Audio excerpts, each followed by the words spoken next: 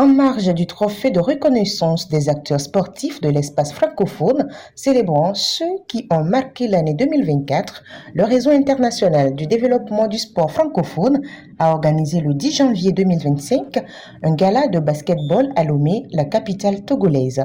Ce gala s'inscrit dans le cadre d'un projet ambitieux qui a pour objectif de valoriser la diversité du sport et de promouvoir l'expression des jeunes à travers diverses disciplines.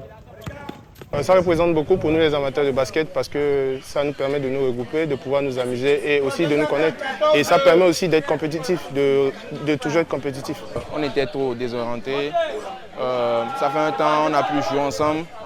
Bon, on a fait la team sur une volée, donc on n'a pas pu performer aujourd'hui.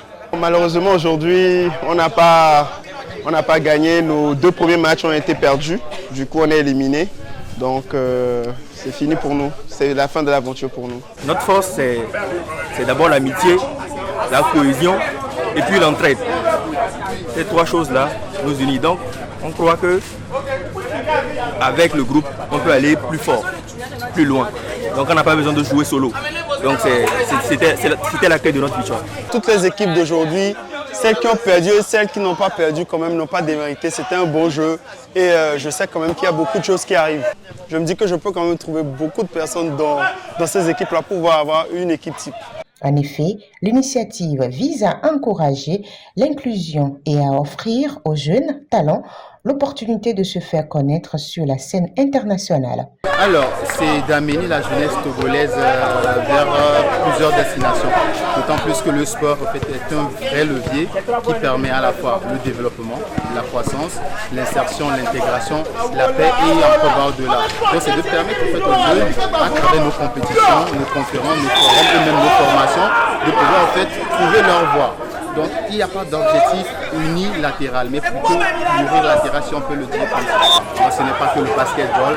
Cette année, on s'est tourné aussi vers le maracana, le volleyball, le handball, le tennis ou encore le tennis de table. Donc, mais à partir de cette année, c'est une panoplie de disciplines qu'on embrasse.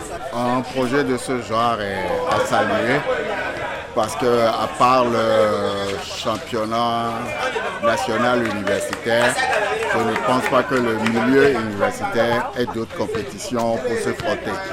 Donc nous ne pouvons que saluer ce type de projet et en solliciter d'autres pour qu'il y ait plus de compétitions et que ces divers apports puissent permettre à la fédération aux différentes ligues d'avoir des joueurs plus en jambes et plus en compétition pour le bien-être du basketball togolais.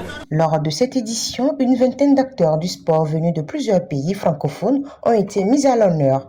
Au cours d'une cérémonie de remise de trophées, ces sportifs ont été récompensés pour leurs performances exceptionnelles, leur engagement et leur contribution au rayonnement du sport dans le monde francophone.